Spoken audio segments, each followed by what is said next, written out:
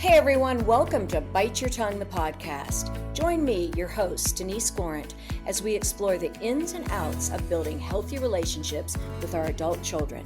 Together, we'll speak with experts, share heartfelt stories, and get timely advice, addressing topics that matter most to you. Get ready to dive deep and learn to build and nurture deep connections with our adult children.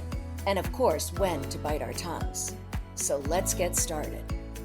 Hello, everyone. Welcome to Bite Your Tongue, the podcast. I'm your host, Denise Gorant, and today we're doing something a little different. We're calling this new series Straight from the Listener Line, Real Questions, Real Answers. We've been getting a number of thoughtful questions from listeners, and we realized something important. If one person is asking the question, there are many others quietly wondering the same thing. So in these episodes, we're going straight to those questions and bringing in trusted experts to help answer them. Each episode will focus on just one question, short, direct, and hopefully something you can take with you right away. Remember, you can send in your own questions too by calling the listener line at 719-347-1106 or emailing us at biteyourtonguepodcast@gmail.com. Let's dive in with the first in our series of Straight from the Listener Line, Real Questions, Real Answers. Today, we're talking to Dr. Jeffrey Bernstein, who has been with us on a number of episodes. He brings over 30 years experience, and I know his insight will be incredibly helpful here. Today, we have a question about daughter-in-laws taking charge. Well, hey, Dr. Jeff, we're so glad to have you back, and we're glad you're going to be the first one to be part of our new series with listener questions. So let's hear question number one. I would like to hear a podcast on when the daughter-in-law decides the husband's family is not good for her. Nothing happened. Her parents moved next door, and she decided we weren't needed anymore, and that was the end of us. I was one of them parents that thought it wouldn't happen to me until it did.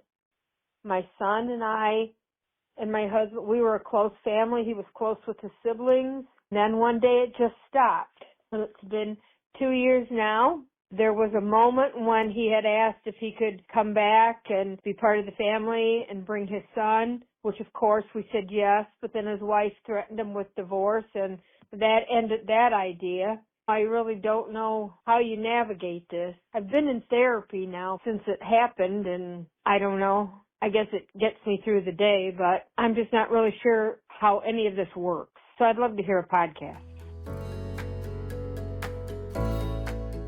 It sounds like her son has become distant. She feels as though the daughter-in-law thinks their family's not good enough and just doesn't need them anymore. What should she do? Yeah, Denise, this fits with so many struggles that you and I have been talking about between parents and adult children, right? We talk about how one of the hardest things for parents of adult kids is realizing that love alone doesn't tell you what to do next. This particular question, where the son's becoming distant and there's the daughter-in-law in the mix, that really creates a lot of stress. So I will tell you, I hear about this often. Parents will say things to me like, nothing happened, like we were great when we met her or him, but in this case, the daughter-in-law, things were going along well, they felt close. And then all of a sudden, there's this inexplicable distance, this tension, and sometimes a complete cutoff. The instinct is to fight for the relationship.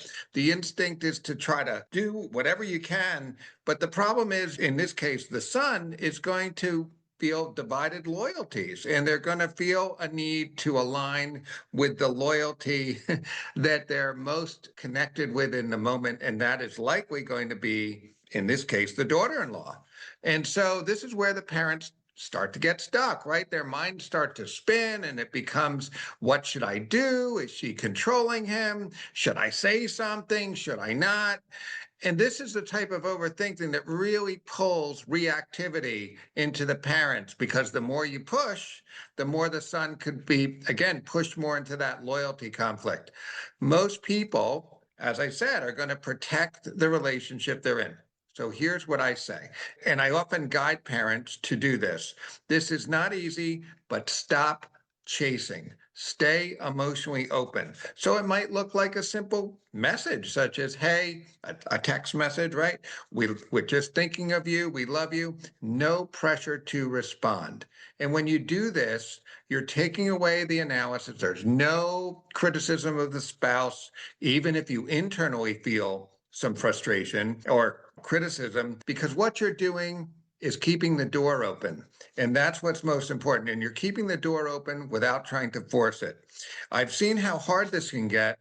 I even had one parent in this situation, Denise, who they sent their son my number and said, because I was doing coaching with the parent, they said, you need to contact Dr. Jeff. Obviously, it's an inappropriate boundary and it went over like a lead balloon with the son. But I could really identify with this feeling of desperation that these parents had. Obviously, I didn't contact the son. He didn't reach out to me.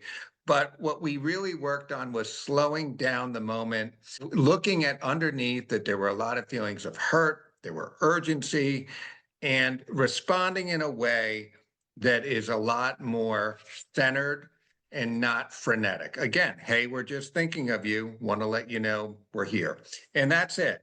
And when you do that, it allows you to break through eventually, maybe not right away. We need to, before I finish this question, the answer, I want to say that, there's a bit of grief here too, and parents need to let themselves accept that there's some loss, right? Their child has moved on to somebody else, and your relationship's not going to look the way it did. And that's not easy. The part that I think this question really pulls is learning how to carry that without letting it take over your life. I think that's terrific. Thank you, Dr. Jeff. Listeners, I hope you're loving Straight from the Listener Line, real questions, real answers.